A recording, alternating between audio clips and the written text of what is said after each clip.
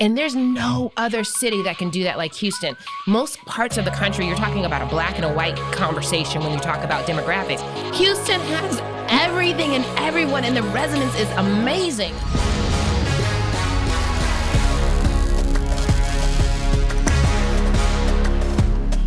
Welcome to another episode of Forging the Future. And today I'm with a woman whose ambition and skill hits harder than any football player could.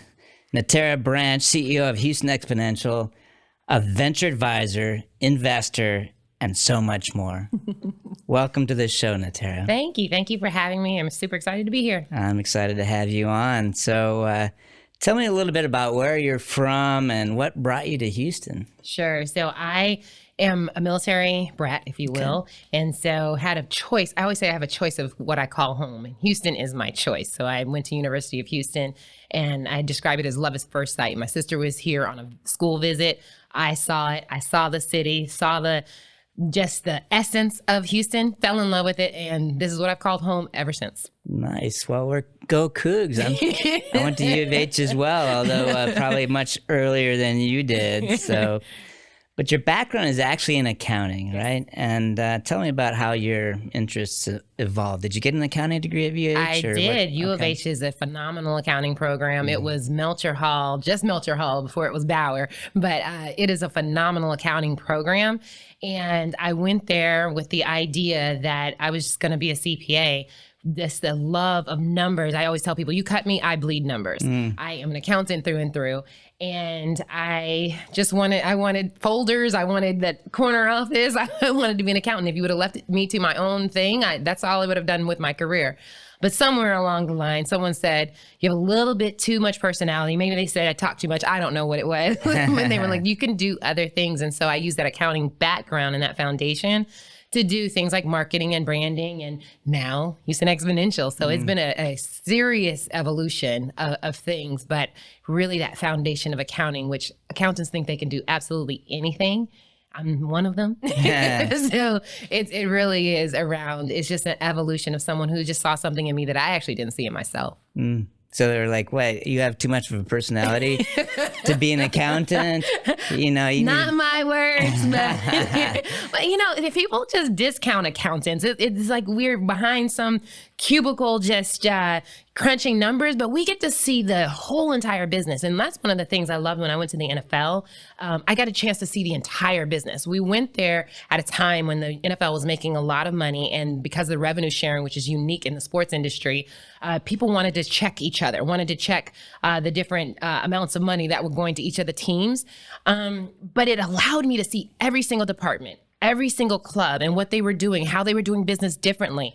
And that gives you a foundation like no other. That's why I like accounting and consultancy, because you get a chance to see a lot of different things and then also find your sweet spot. And so, this is a commercial for accounting. As a startup CEO, you definitely need to know something about accounting. Absolutely. Right? And about financials and balance sheets and income statements. Profits and losses. Accounts, profits and losses, taxes, Cash flow. etc. But it's great to have the support of someone like yourself. But you went from U of H to ExxonMobil, is that right? Actually, Exxon, and then ExxonMobil. It was Exxon. Yeah, I dyed the gray. Yeah.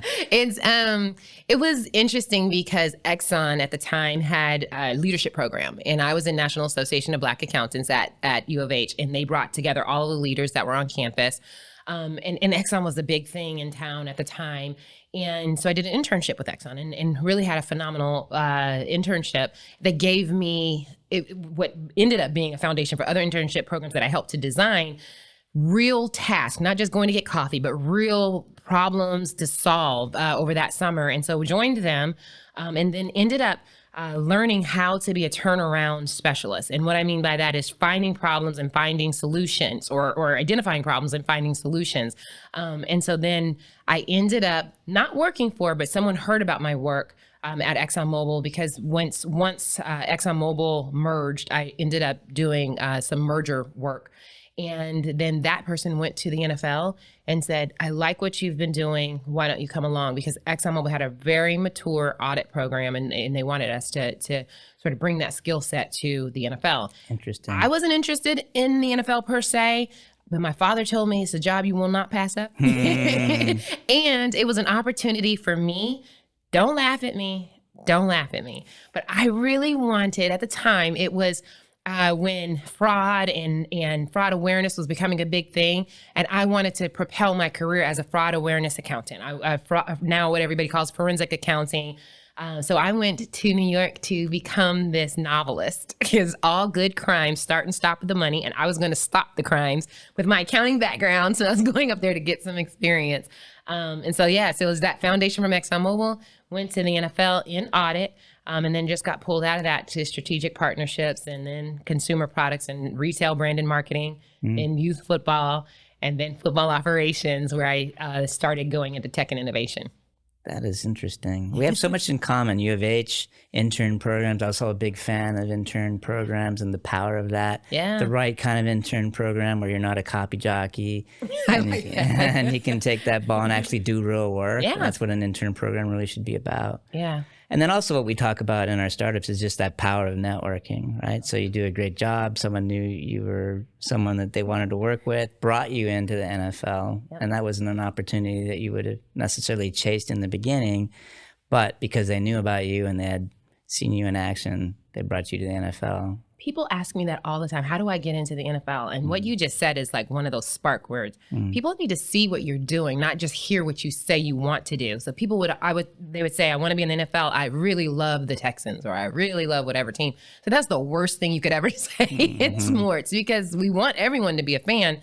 But the NFL is a business. It is $1 billion business. And we want people who have experience, and they want people who have experience and can really bring something to the table. And I brought accounting. I brought those skill sets from ExxonMobil to the table. And it really was something that I was adding value, not just me saying, ooh, I work at the NFL. Yeah. Well, I mean, the give first mentality plus the performance base. Also with companies, we often say it's not a family, it's a team, right? It's a business, and performance is rewarded. And the way to get what you want is to actually overperform. Do something, right? Do something. Contribute. And that's a lost art. Speaking of overperforming, I mean, and we're bragging on you some now, but you were the first African-American woman to become vice president at the NFL league office in its history. Yeah. Right? Yeah. I mean, that's an accomplishment. I mean, how did that feel? Well, good and bad. From a good perspective, when I got there weren't African-American females over a certain level at the league office. And so it's hard to sort of be what you can't see. It's a common phrase.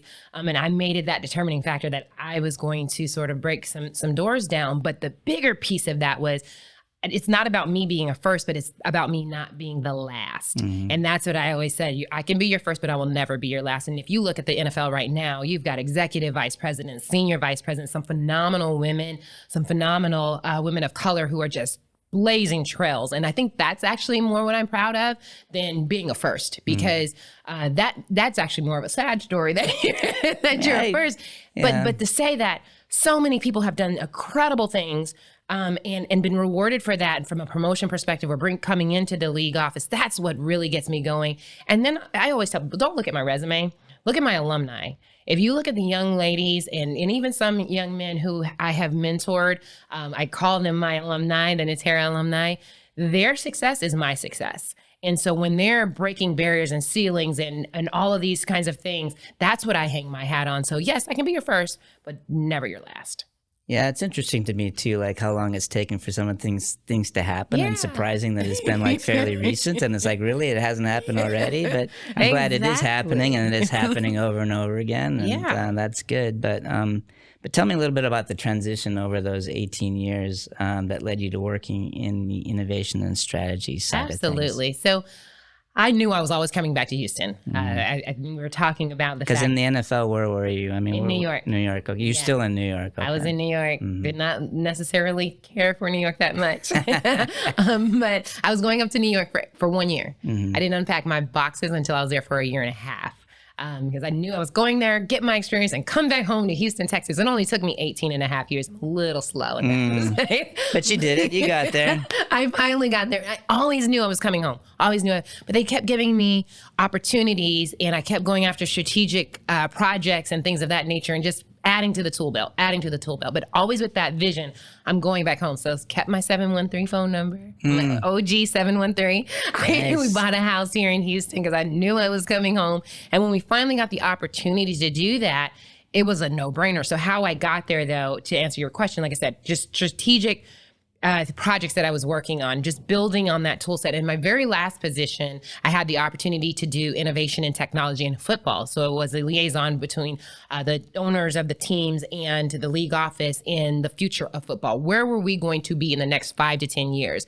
You don't think about that because most people think in the game of football, you're just trying to get to the fourth down. You're trying to get to the touchdown, right? But we were really literally thinking about what is the fan of the next 5 years and what are they going to want? What's the game of the future? So I had the opportunity to lead the football analytics group, and we were looking at plays and injuries and points scored and trying to figure out what are some of the rules that need to be adapted because of certain things that were happening in the game. And that really started to intrigue me around how can technology solve some of the things that were happening? Now you have to walk a very fine line. I know how big of a football fan you are, but I always give this example. There was a particular team who we changed the color of their helmet. I got death threats. From fans or from the players? No, from fans. Okay. The fan base of the NFL is serious. And so you have to be very, very delicate when you're talking about innovation and Was it pink or something? Or what? No, it was not. It was a very subtle change. Yeah. But it's you have to be delicate between tradition and technology and innovation. I always look at SoFi as an example. One of the most brilliant. It's the last one that was built. SoFi is a brilliant stadium. All of the technology, all the bells and whistles, but you will find no less excitement in a stadium that has none of those bells and whistles. And I won't name which one I went through right after that because it is a huge juxtaposition. However, the passion of fans is not about what television screen they're looking at or LED screen they're looking at. It's about their team. So you don't want to get in the way of that. And I think that's what makes technology and innovation so interesting from a consumer perspective. I want it to be there, but I don't want to know that it's there. Like I was in a restaurant, I'll post about it soon, and a robot came to the table to deliver. It was cool, but if it's too clunky, then that becomes a hindrance. It's cool. Was it necessary? I don't know, but that's the kind of thing is like what makes the experience better that I just don't notice it. And that's what I think people miss when they talk about technology and innovation. So walked a very fine line in that in football, but that I think gave me a better appreciation of how people are solving problems, not just to solve problems, but really to actually address real concerns. And I think Houston is so uniquely positioned to do that. We're not solving Houston problems, we're solving world problems. And I think that's so very cool and wanted to be a part of that. And it sounds like then Houston Exponential was the perfect fit for you to do that. And you're running the show now, so congrats about that. Thank you. I think anyway, but it's one of those things where I get so super excited about Houston, the potential of Houston. I tell everybody, I had an office in New York, we offset at LA, flew back and forth, and people just ignored Houston. And I'm like, but Houston, Texas has it all. But it wasn't in a lot of conversations. And if you look at some of the technology and innovation that's coming out of here that people just ignore, if you're an investor, you're missing a huge opportunity. So when I got the opportunity to come back to Houston in this kind of way, which to me was big, I get to talk about Houston, I get to talk about technology and innovation, and someone's gonna actually say that I'm supposed to do this. I have the responsibility. Okay, I do that every day. Yeah, exactly. How did that happen? I mean, how did they find you, or how did you find them? So when I was in technology and innovation at the NFL, a lot of what I was doing is this growing area of sports tech. And as you are aware, sports tech doesn't really have a home or city that's the city. There were some cities who said, we're putting a stake in the ground and we're going to be the home of technology innovation. When I came back to Houston, I think in 16, 17, some of the leaders were like, we want to be, top 10 in innovation and technology. And I wrote back and I said, well, why not sports tech? Why not own sports tech? At the time, Houston had has 4 major sports. 3 of the 4 are champions, world champions, which is not an easy feat to get to. And then you have at least 10 sports where the Hall of Famer or the gold medalist or the top of the game calls Houston or the surrounding area home. And then with the largest medical center in the country, arguably in the world. How do you not necessarily sort of attach yourself to sports performance and sports rehabilitation? Sports medicine, Sports et cetera, medicine, right? it's just a natural gravitation. And so we have all the ingredients. We just needed somebody to say, hey, we want to do this because no one else has done this. You can train all year round. Athletes are coming here by the dozens because of the cost of living and the quality of life and then the ability to train. And so why not Houston? I mean, it just made so much sense. So you kind of came through the sports tech innovation side. So I came through the sports tech innovation side and met some of the players in that respect and then in 2022, when Houston Exponential moved from the sort of the government entity into a private entity, they asked me to come and consider it. And I was like, okay, it's not necessarily sports tech, but it's all of tech. Oh, you got me. I started in energy. I know what the city is in that space. Space, aerospace. I mean, to me, the mind share of Houston in everywhere in the country is ridiculous. The fact that we are not the household name right now in that space. I was like, I want to help. I want to help. Sign me up. Put me in the game, coach. I'm ready to go. And so that's how it became. I got the call in May, right as I was leaving the NFL. And I haven't looked back. I really haven't looked back. This is a phenomenal city and a phenomenal story to tell in this space. So tell me about the work that Houston Exponential is doing now, and what is the mission and key initiatives of the organization? Sure. If I can just go back a little bit. When it was started, 2016, 2017, Houston Exponential wanted this groundswell of startup development organizations. They wanted people to come and accelerators, incubators, investors. They wanted all of that to come to Houston. Because there weren't any. There was not money invested in, or so-called money invested in Houston. And they felt like that was what the foundation of what you needed for what Houston Exponential was to be. And what I found is that's accurate. I know that there are some bumps in the road between when it started and right now, but I have found that essence has really been what Houston Exponential was. It was bringing the people to Houston. And now it's really around, okay, now we have all these wonderful ingredients. And if you've sat with me for any amount of time, everyone knows I like to eat. I put this in the apple pie. Houston has the potential to be a really good apple pie, but we have butter, we have eggs, we have crust, we have sugar. And we really haven't had somebody to just bring it all together to create that apple pie. Right now, the apple thinks it's the apple pie, and the butter thinks it's an apple pie, and the sugar thinks it's the sweetest thing on earth. And so it might be. Which one is soft tech? I don't know. You guys are sweet. You guys are the sugar. Or the apple, the sugar. Okay, good. I'll take the sugar. Yeah. But it's like, how do we bring all these phenomenal ingredients together? And everyone has their unique position in Houston. One of the best things about Houston is that people collaborate even if they're competitors. And so getting all of that together to bake that apple pie, that's where Houston Exponential is trying to sit. So I spent the beginning of this tenure, if you will, trying to hear people out. What do we need now? I know we needed then, but what do we need now? And it's really about support of founders. Not many people can sit here and say, these are the 5 founders that came out of Houston in the success stories. These are the 5 founders, and this is what they had to become a success here in Houston. Everybody knows Houston's special, but now we're trying to get everyone singing from the same choir book of this is why Houston's special. This is what if you need something in Houston, this is where you kind of go. And so Houston Exponential is going to really fill that void of, one, a universal calendar. So if I want to go to a showcase, I don't say, oh, there's 3 or 4 more and now I'm driving all over Houston in the middle of the evening. You get to only one, right? So that's a big thing. Making sure that we have a resource map. If I need a co-working space, if I need mentors, if I need advisors, we're helping people to find that pathway. On the mentoring side, I could say, Chris, you've been extremely successful. I've seen soft tech. I've seen what you do. I see how your people talk about you. Will you mentor me? You might be like, okay, I don't know what that means, but it's, and then we have mentors at every single different location, but we're creating this with the help of SCORE, a mentoring program so that people can actually get trained to be mentors. If we're going to have success stories coming out of Houston, we want mentors that are trained to know you really should be talking about cash flow. You should be talking about marketing. You should go see this person that's here in Houston that's willing to help you. And so those are the kinds of things that's really founder centric. because we need those success stories coming out of Houston. When people start to see, whoa, that company came out of Houston and that company came out of Houston, something's going on there. And that's what we really want. So that's the vision when we talk about putting Houston on the map so that people, this is the best place to start, to grow, or to exit a business.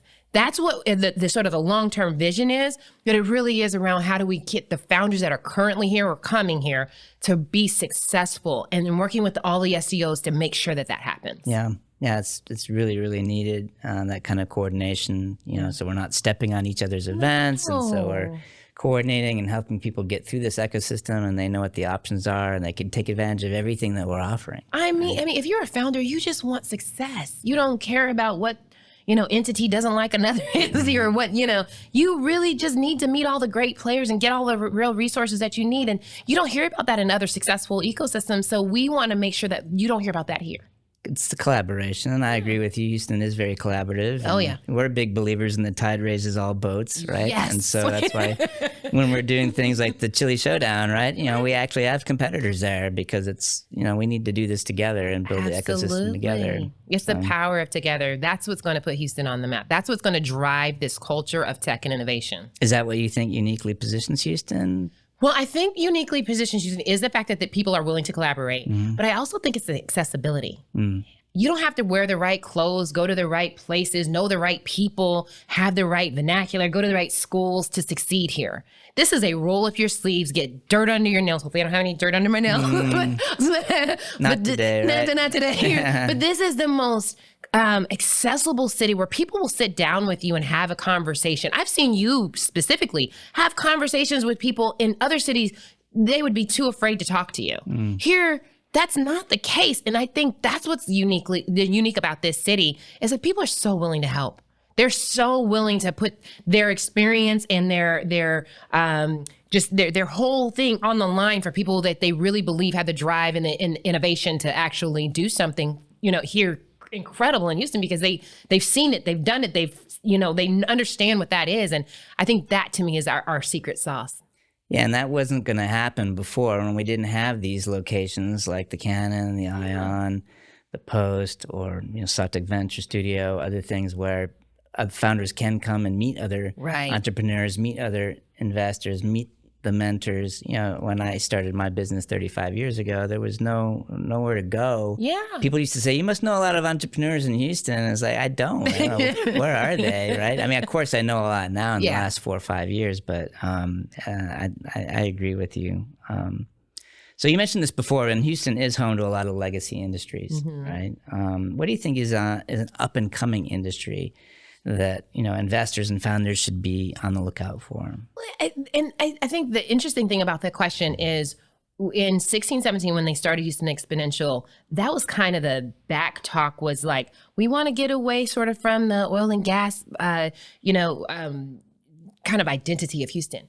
But I'm so happy that in 2023, they're leaning into it. And we kind of have it as a meter. The legacy side is that energy. And now it's energy transition. It's just not oil and gas, it's energy transition, the healthcare and what they're doing with Helix Park and all of these innovative things with TMCI. And then there's space. What is happening at the spaceport is incredible. All those are legacy. And I am submitting to everyone that although they're legacy, there are some really interesting things that are happening. If you're not in the spaceport space and you're a really good investor here, you're missing out, specifically in Houston. Then we get to the emerging side, and that's like diversity. There's a lot of things that are happening in the diversity part of the ecosystem that have been ignored in the past, but they're really starting to get attention right now. And there's no other city that can do that like Houston. Most parts of the country, you're talking about a black and a white conversation when you talk about demographics. Houston has everything and everyone, and the resonance is amazing. So I can be from anywhere with 1 in 4 Houstonians that are born outside of this country. You can find people who speak your language, who speak your culture, who are going to feed you your foods and things of that nature, and you feel at home here, and you can afford to be here. And so one of those things I think is so special is supporting diverse founders, supporting diverse companies and things of that nature. We're really leaning into that. And then From a sports perspective, I've talked about what's so incredible in sports. I think that is a tremendous thing. We have Pocket Talk that's coming out. We've had two funds that are now, two separate funds that are coming out for sports tech. You're going to really start to see a lot of businesses in that space as well. What do you think ecosystem builders need to do more of to better equip founders? I think stop thinking that Houston is a cookie cutter place.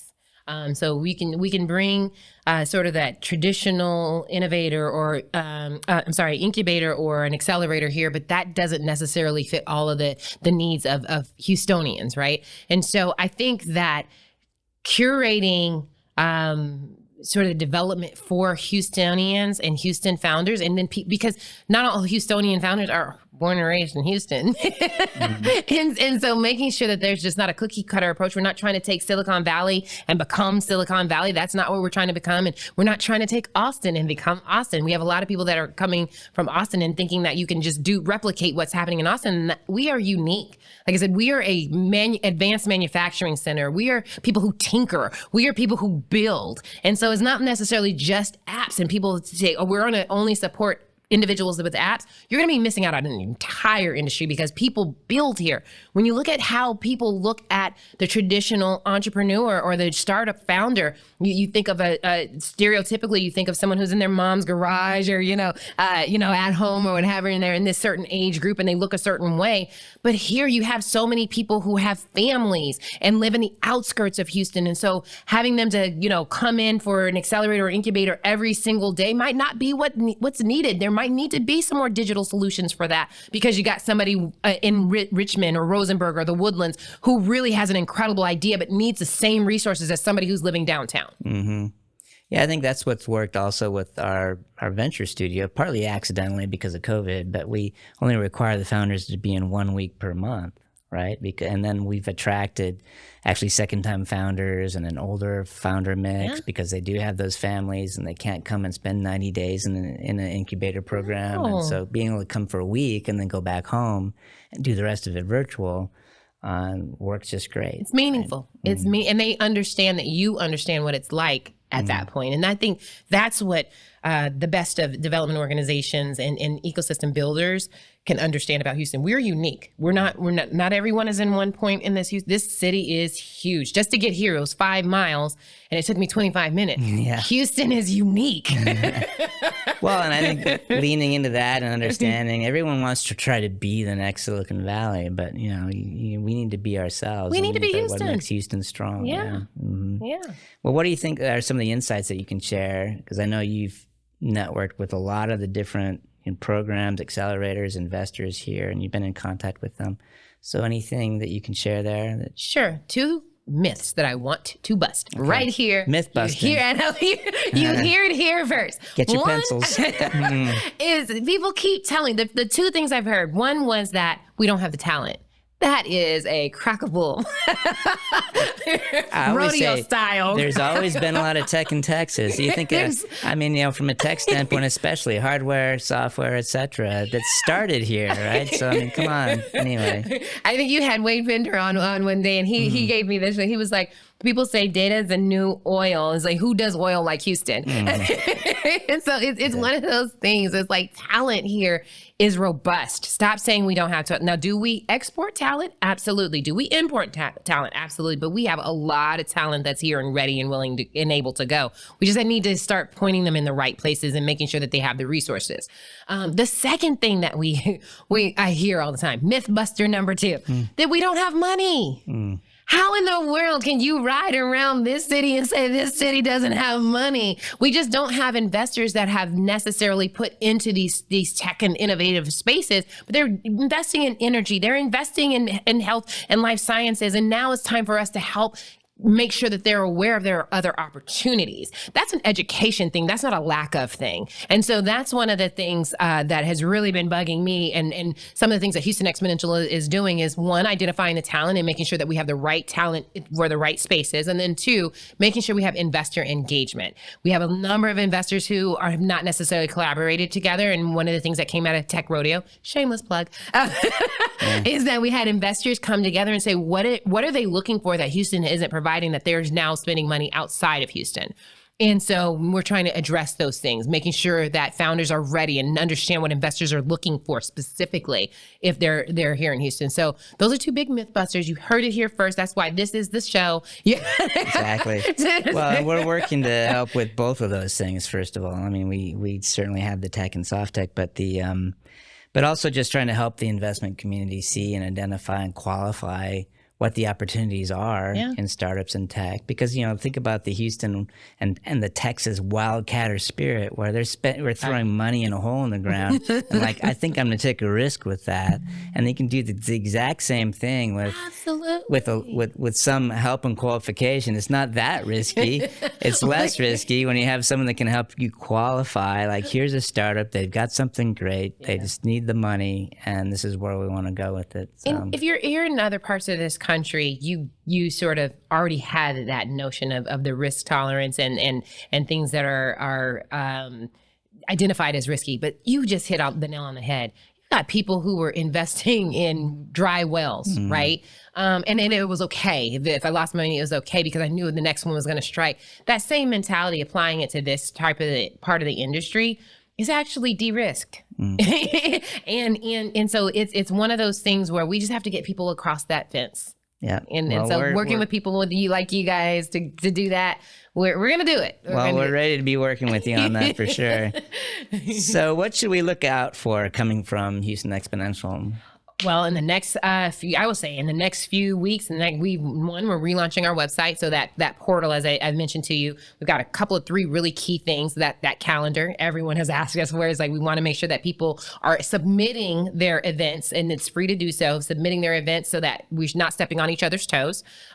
You're sort of an awareness that if you have an event on the same day that you meant to do that. And then also that resource map. So we're working with strategic partnerships is a really big thing for Houston Exponential. We don't want to recreate anybody's will. If somebody's doing something, it's how do we partner? So it's around strategically partnering with an entity to make that resource map. And then from an investor perspective, we're relaunching the HX, the deal board. And so that started when it was with GHP, but now we're rolling it back out where investors can go and look at what are the companies that are out there that are looking for funds that are here in Houston. And so that, I think, those 3 big initiatives in the next couple of weeks is a big thing.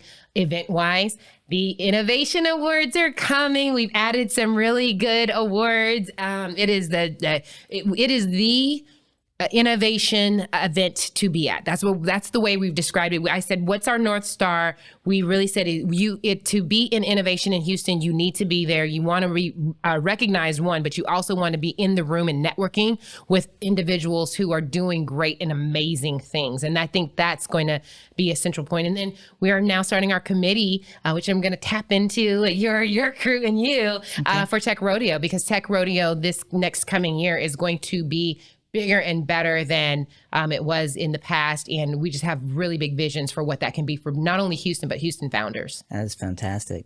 Is there a date yet for the Innovation Award? We softly have November 15th. Okay. November 15th. Okay. But we're about 2 weeks away from being able to stamp that with certainty. Okay. All right, great. Well, you talked about the Tech Rodeo. I've got my rodeo socks on today, and I like silly socks, and so I have something for you for coming on the podcast today. Some soft tech socks, nice. And Spaceman on there too for about Houston. Now I have to put this on. I love this. Thank you. Sure, Thank you. Wear them with pride. I will definitely. Well, I appreciate everything you're doing at Houston Exponential, and we're 100% ready to collaborate with you to help build out this ecosystem, and so we're excited about what we're going to be doing this year. And thank you all for what you've done in this system. It's recognized and needed. Yeah, appreciate it. Right, go Houston. Go Houston.